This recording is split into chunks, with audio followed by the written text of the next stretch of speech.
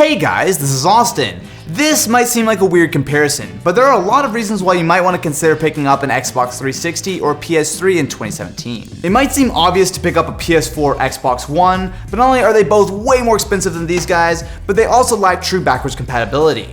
So the Xbox One comes closest, as it does support some Xbox 360 titles, but the issue is not only is it not the full library, but you still have to actually download the games even if you do have the 360 discs. If you have a slow internet connection, that can take a while. The PS4 is even worse. Now technically you can play some PS3 games using PlayStation Now. Not only do you have to buy that and pay for it every month, but it's also streaming. It is really not the same as playing it on the native consoles. These are the final editions of the consoles. One of the nice things about having such a long life cycle was that there were not only 3 editions of both the PS3 as well as the 360, but there were also years and years of great games, and they're actually both still supported with a lot of their online services. This is the Xbox 360e. It came out in 2013, and while it was a pretty minor improvement over the Slim, mostly it was just a little bit smaller and dropped the USB port, but it is still the full 360 package. The PlayStation 3 Super Slim, on the other hand, is a noticeably cheaper version of the original PS3. Now to be fair, it is quite a bit smaller and was a bit cheaper, but the issue was, instead of having a slot-loaded Blu-ray drive, instead it has this cheap feeling door. It just doesn't feel like quality.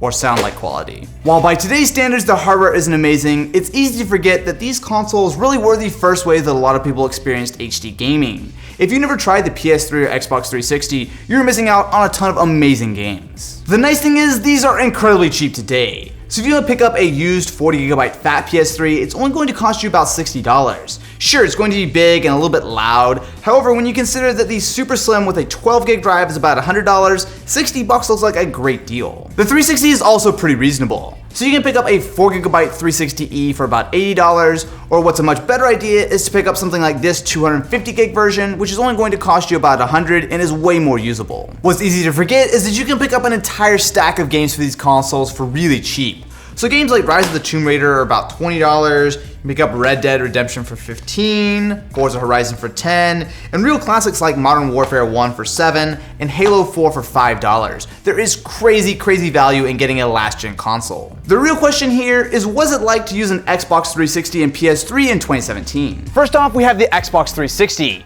This interface is a lot better than it used to be. So you can go through all the different apps and music and games and whatnot, but more importantly, it is much faster than the stupid Blade interface that it launched with back in 2005.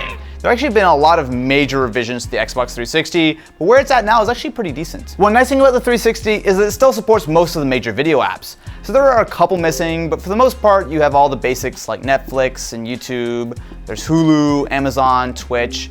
Look at the crispy HD video from Mr. Jimmy Champagne, who may or may not be editing this video right now, and is probably putting an obnoxiously large call out to his channel on the screen right now. So here we have Gears of War 3. Now this is a game that, while yes, it looks a little bit dated compared to modern standards, is really impressive considering that this is running on a console that came out in 2005. Now look at the light effects here.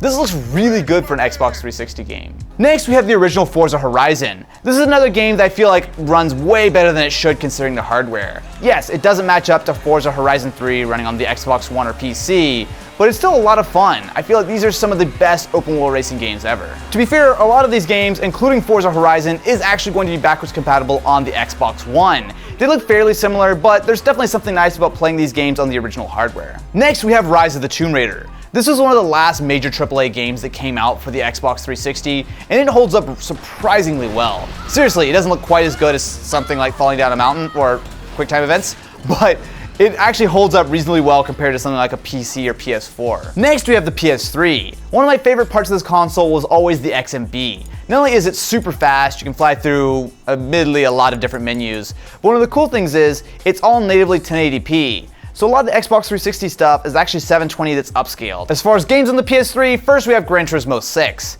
It's weird to think that this is the most recent Gran Turismo, however, it looks decent. It might not be quite as nice looking as Forza, but it's hard to argue with the physics and just how nice this game feels to drive. Next, we have The Last of Us. Not only is this one of the best games for the PS3, but it is one of my favorite games ever. It really does go to show what they were able to pull out of the PS3. I know I keep saying this, and that, oh, look, the graphics look better than you would expect, but this is really one of those cases where you can really see that they pulled every little bit of power out of the PS3. A big reason for this was the cell processor. Now, it made the PS3 very powerful, but it also made it really difficult to actually take advantage of that power because it was so different. Which is why some games don't look so great on PS3, but exclusive like this can actually look really impressive. Thanks to the power of the internet, both the PS3 and 360 are surprisingly usable today, and if you missed out on the full decade worth of amazing games for these consoles, it's pretty cheap to pick it up. You should give it a try.